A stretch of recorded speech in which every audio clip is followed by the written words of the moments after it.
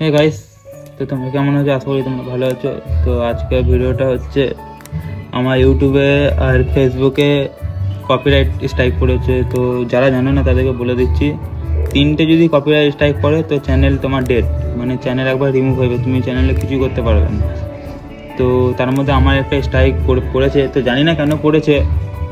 যারা মানে আর কি গালাগালি দিয়ে ভিডিও করে, তারপরে তোমার প্যানজামা খুলে আজেবাজে সব আলতু ফালতু ভিডিও করে, তাদের চ্যানেলে কপিরাইট স্ট্রাইক পড়ছে না।